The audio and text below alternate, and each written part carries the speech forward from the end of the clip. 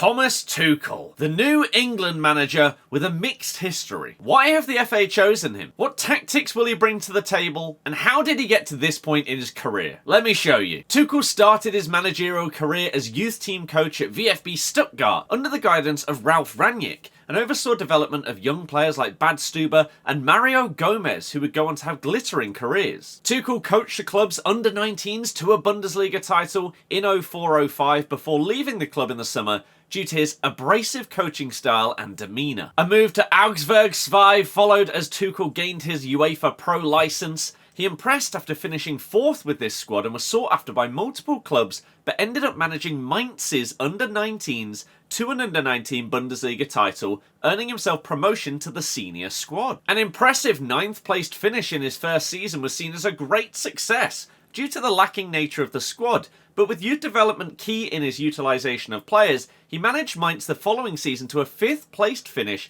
with André Schürrle, the main rising star. Unfortunately for Tuchel and Mainz, Schürrle was sold to Borussia Dortmund the following summer, and a few years of lower place finishes followed, with finances and squad restrictions the main limiting factors. At the end of the 13-14 season, Tuchel left his post at Mainz, with only Bayern Munich, Schalke, Borussia Dortmund and Bayer Leverkusen amassing more points in the time that Tuchel was at Mainz. In 2015, Jurgen Klopp announced that he would be leaving Borussia Dortmund, and Thomas Tuchel was the chosen replacement due to his footballing philosophy and successes in his previous years at Mainz. Utilising multiple formations in his first season, Tuchel would often see his side line up in a 4-1-4-1 or 4-2-3-1 formation, with Shinji Kagawa, Mkhitaryan, Ilkay Gundogan and Pierre-Emerick Aubameyang creating the majority of chances and attacks. Dortmund ended the season trophyless after losing in the DFB Pokal final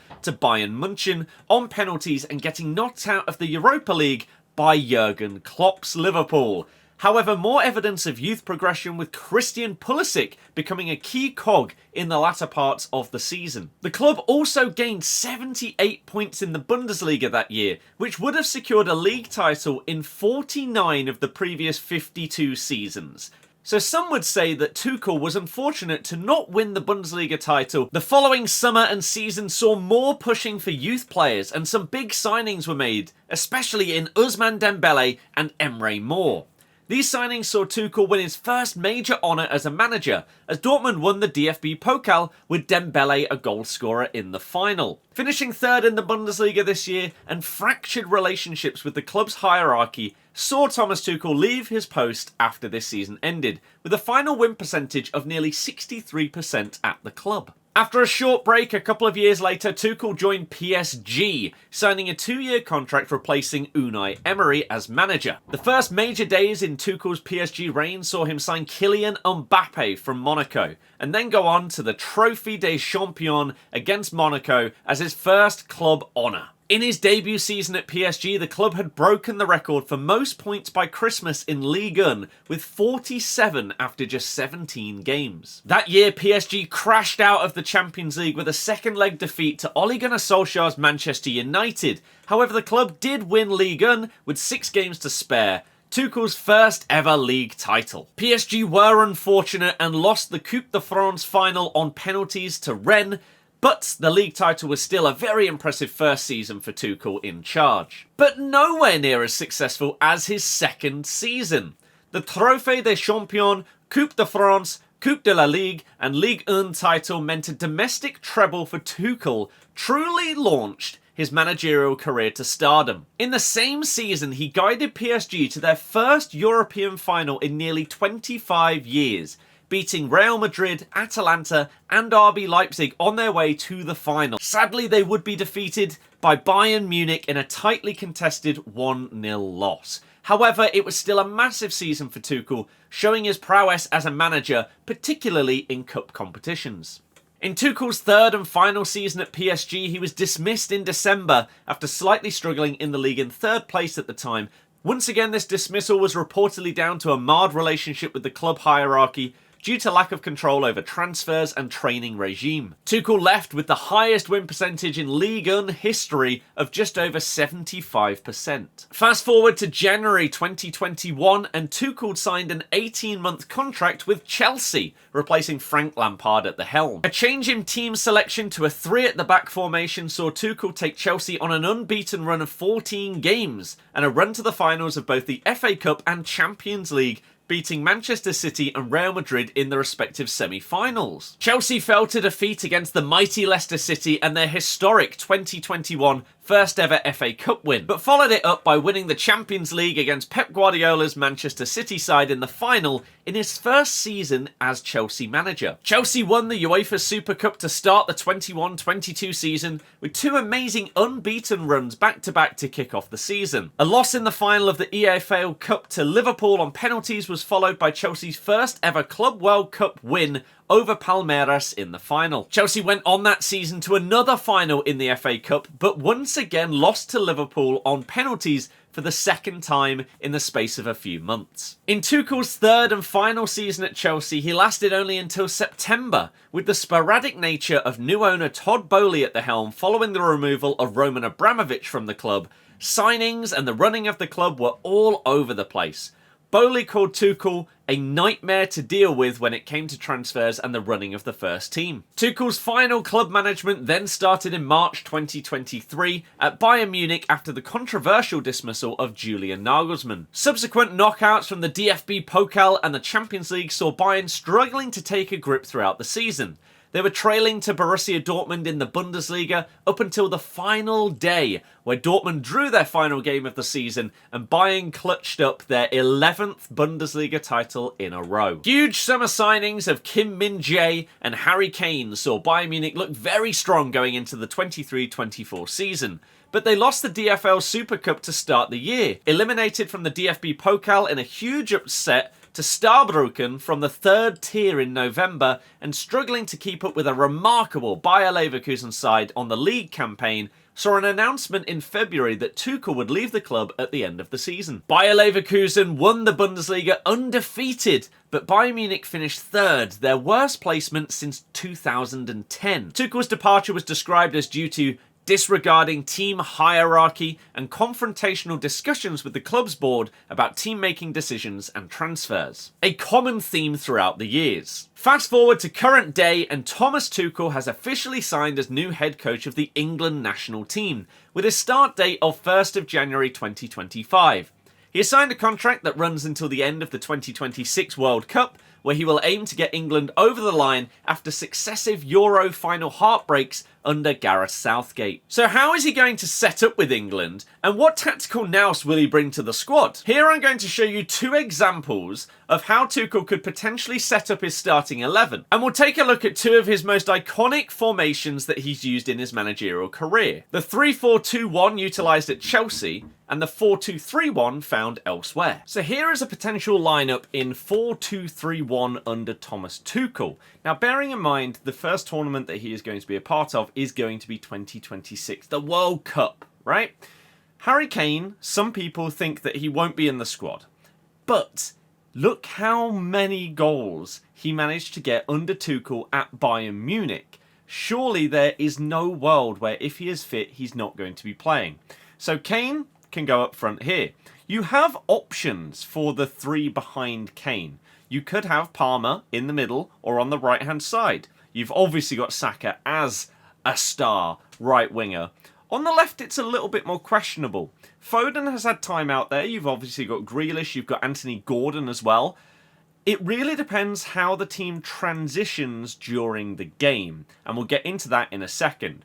I feel like Rice is going to have a very prominent role in this squad. And then Kobbie Mainoo, you've got Adam Wharton and a couple of other players that could come through in the midfield. Also other younger players that may yet have a breakthrough before this tournament, like Harvey Elliott could potentially become a mainstay in the squad. At the back, you've got options at left back, because by that point, surely we're over the Chilwell, Luke Shaw kind of thing. Too many injuries. You could have someone like Colwill out at left back. You could have Leif Davis, especially if you want to go more attacking. Rico Henry. Dougherty. There are options here.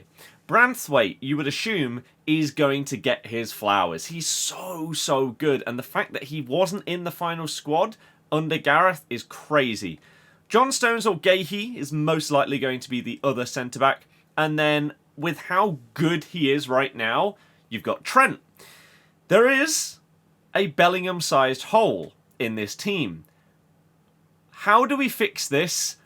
Honestly, it really depends on what kind of formation we play. Because you could swap out, again, Palmer for Foden or something like that.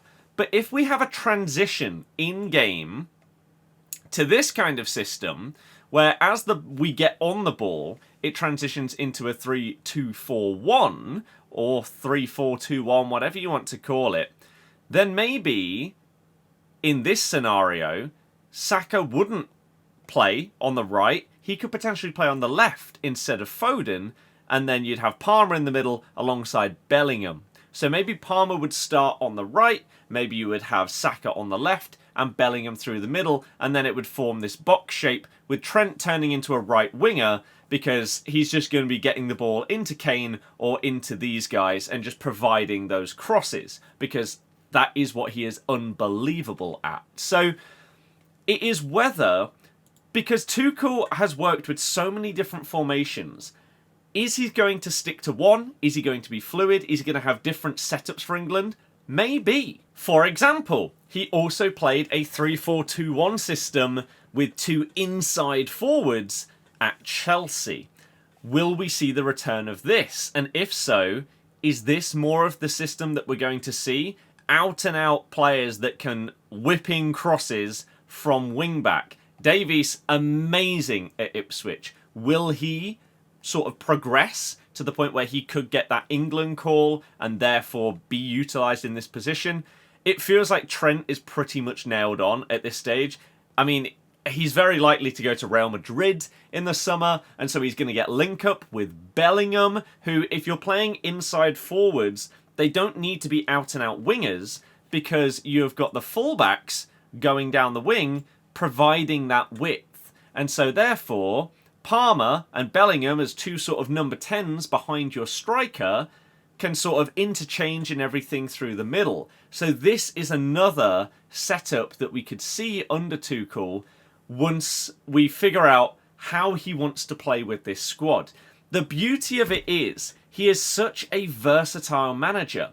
And if you've seen throughout the years, these are Tuchel's used formations since 2015. So he's used 4-2-3-1 for 100 games, 3-4-3 for 96, 4-3-3 for 71 games, 3-5-2, 4-4-2, and 4-5-1/4-1-4-1.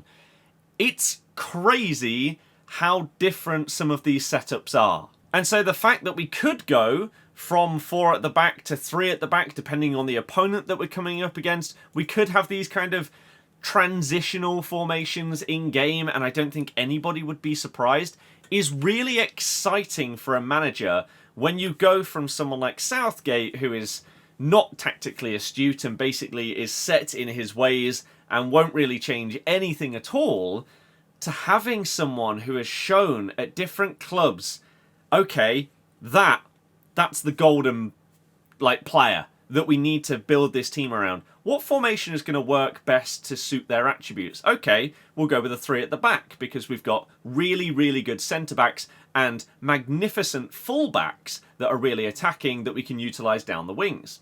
Or, okay, maybe we don't quite have that strength at full-back. Our left-back position is looking a little weak. So maybe we will play just a back 4 instead of really trying to utilise that left-back. And we'll just have a strong midfield and forward line with a 4-2-3-1 or a 4-3-3. Anything along these lines. You could very easily see a formation that includes 2 strikers as well. Again, we've just seen he's used 4-4-2 and some other formations as well. So you could have Kane up front alongside Ollie Watkins. Maybe Tony gets back in with a shout. You've got some younger players coming through like Liam Delap at Ipswich. There are really, really good players, and we now finally have a top-tier manager for a top-tier set of generational talents. We obviously had the golden generation in the past with England, but you had the cliques of like Man United and Liverpool and all of these that hated each other.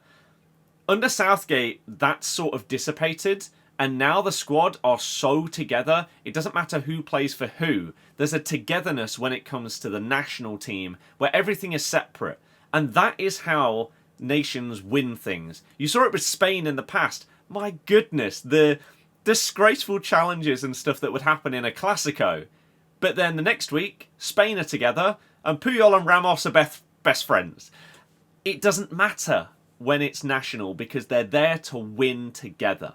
And that is the one thing that I think you can really, really praise Southgate for. But now we just need that elite manager to get us over the line.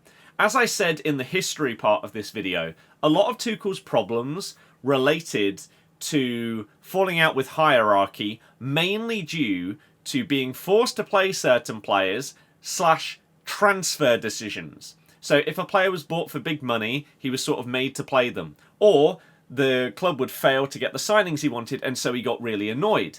Those kind of things don't happen for a national team. You have control over the squad. It's your decisions. So, in theory, the only real negatives about Thomas Tuchel signing for England shouldn't be relevant at international level. Therefore, we have appointed one of the best managers in world football, one of the best knockout managers in history. The guy is amazing. As we went through with all of his accolades that he got along all of his clubs, there were very common themes at each club he went to. Trophies and success came wherever Thomas Tuchel went. Will that happen again for England? We can only hope so. Let me know your thoughts on the appointment of Thomas Tuchel in the comments, and we'll be back for more videos in the near future. Goodbye.